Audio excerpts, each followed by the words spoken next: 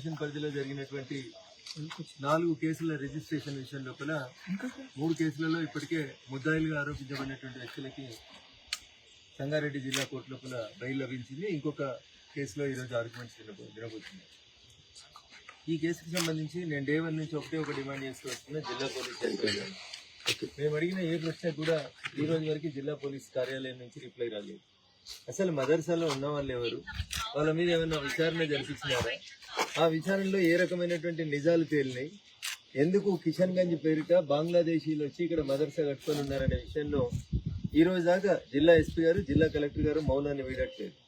అది కోదండ రామాలయం survey number 1, survey number 2కి సంబంధించినటువంటి భూములలో ఎంక్రోచ్ చేసి కట్టినారు మదర్సాని. దాని మీద పూర్తి స్థాయిలో విచారణ జరిపించండి అంటే కనీసం జిల్లా యంత్రాంగం చీమగుట్టినట్టు కూడా బిహేవ్ చేయట్లేదు. ఇది దురదృష్టకరం. ఈ దేశాన్ని పాలిస్తున్నటువంటి అధికార పార్టీ భారతీయ జనతా పార్టీకి సంబంధించినటువంటి ఒక గౌరవ ప్రజాప్రతినిధిని, ఎంపీగా నేను 4 సార్లు పోలీస్ అధికారులను కలిసి, డీజీపీని కలిసి, తహసీల్దార్కి ఫోన్ చేసి ఏం జరుగుతుంది జిన్నారంలో అంటే కనీసం ఈ రోజు దాకా విచారణ జరపడానికి ఈ రాష్ట్ర ప్రభుత్వం ముందుకు రావచ్చు. ఇది కాంగ్రెస్ పాలిత రాష్ట్రాల లోపల కాంగ్రెస్ కి దేశద్రోహులకి మధ్యలో ఉన్నటువంటి అవినాభావ సంబంధం. చాలా స్పష్టంగా దేశద్రోహులకు షెల్టర్ ఇస్తూ, దేశద్రోహుల్ని ఎంకరేజ్ చేస్తూ, ఫారిన్ కంట్రీస్ నుంచి వచ్చినటువంటి వాళ్ళని ఎలిమినేట్ చేయాలి, బయటికి పంపించాలని భారత ప్రభుత్వం స్వయంగా అమిత్ షా గారు ముఖ్యమంత్రికి ఫోన్ చేసి చెప్తే కూడా ఈ రోజు దాకా విచారణ జరపకపోవడం, 30 మంది హిందూ బంధువులని జైల్లో పెట్టి ఇంకా దాని మీద బెయిల్ రాకుండా ఎట్లా చూద్దామనే ఆలోచన తప్ప అసలు అక్కడ జరిగినటువంటి సంఘటన ఏంది, మదర్సా ఎందుకు వచ్చింది, నిజంగా జిన్నారంలో, బొల్లారంలో, పటాన్చెరులో గరీబులకు చదువు చెప్తున్నారా, వాళ్ళని ఎక్కడి నుంచి తెచ్చి ఇక్కడ పెంచి పోషిస్తున్నారు, వాళ్ళని ఎందుకు ఈ దేశ డెమోగ్రఫీని డిస్టర్బ్ చేసేందుకు వదిలేస్తున్నారు అనే విషయం లోపల ఈ రోజు దాకా కూడా ఈ రాష్ట్ర ప్రభుత్వం నుంచి సమాధానం లేదు. కాబట్టి దయించి ఇప్పటికైనా నేను ఈ రాష్ట్ర ప్రభుత్వాన్ని, జిల్లా పూర్తి యంత్రాంగాన్ని, పోలీస్ యంత్రాంగాన్ని, రెవెన్యూ యంత్రాంగాన్ని చాలా స్పష్టంగా డిమాండ్ చేస్తా ఉన్నాం.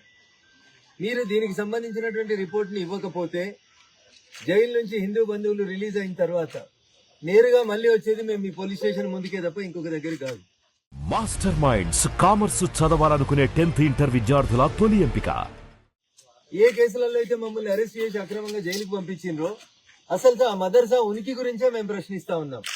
కాబట్టి జిల్లా ఎస్పీ గారు, జిల్లా కలెక్టర్ గారు, ఆ మదర్సా ఎక్కడిది, ఎవరి పేరు మీద కొన్నారు, ఎవరు ఓపెన్ చేసిరు మదర్సాని, మదర్సాలో ఉంటున్నటువంటి పిల్లలు ఏ దేశస్తులు, మదర్సాలో చదువు చెప్తున్న వాళ్ళు ఏ దేశస్తులు, దీనికి సంబంధించి మీరు అధికారికమైనటువంటి వివరాలని ఒక పార్లమెంట్ సభ్యుడిగా నాకు ఇవ్వకపోతే ఖచ్చితంగా మేము ఇది అప్రాప్రియేట్ చర్యకి నేను భారత ప్రభుత్వానికి రికమెండ్ చేస్తాను, డిఓపిటికి రికమెండ్ చేస్తాను.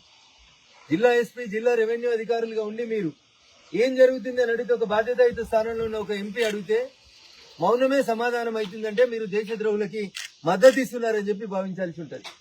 కాబట్టి ఇప్పటికైనా ఈ జిల్లా యంత్రాంగం వాళ్ళ పనితీరును మార్చుకొని, జిన్నారంలో జరిగినటువంటి పొరపాటును సరిదిద్దుకొని, అక్కడ ఉన్నటువంటి మదర్సా విషయం లోపల పూర్తి విచారణ జరిపి అమాయకులైనటువంటి హిందూ బంధువులని గత 20 రోజుల నుంచి జైల్లో పెట్టిన వాళ్ళని వెంటనే విడుదల చేసేందుకు మీరు సహకరించని పక్షంలో వాళ్ళు రిలీజ్ అయిన తర్వాత ఖచ్చితంగా ఒక పెద్ద ఉద్యమాన్ని జిన్నారం నుంచే మదర్సాలకు వ్యతిరేకంగా ప్రారంభిస్తామని ఈ సందర్భంగా రాష్ట్ర ప్రభుత్వాన్ని హెచ్చరిస్తాం. సో అఖిల పక్షం ఆల్రెడీ 1-2 సార్లు రాజ్నాథ్ సింగ్ గారి నాయకత్వంలో పిలవడం జరిగింది. సీజ్ ఫైర్ కి సంబంధించి భారత ప్రభుత్వం, నరేంద్ర మోడీ గారు ఒక ప్రకటన, రక్షణ శాఖ నుంచి ఒక ప్రకటన చాలా స్పష్టంగా వచ్చింది. సీజ్ ఫైర్ ప్రకటన జరిగిన తర్వాత ఎవరన్నా మళ్ళీ అటువైపు నుంచి ఏమైనా దాడి చేస్తే వాళ్ళు బుల్లెట్తో కొడితే మనం శతఘ్నంతో సమాధానం ఇవ్వాలనేది భారత ప్రభుత్వం తీసుకున్న నిర్ణయం. ఖచ్చితంగా భారత ప్రభుత్వం, భారత ప్రధానమంత్రి నరేంద్ర మోడీ గారి నాయకత్వంలో వారు రాసినటువంటి లేఖల్ని ఆలోచించిన తర్వాత ఈ దేశానికి ఏది మంచిది, ఈ దేశ ప్రజల హితంకి ఏది మంచిది అనేది అంటే దాన్ని భారత ప్రభుత్వం నిర్ణయిస్తుంది.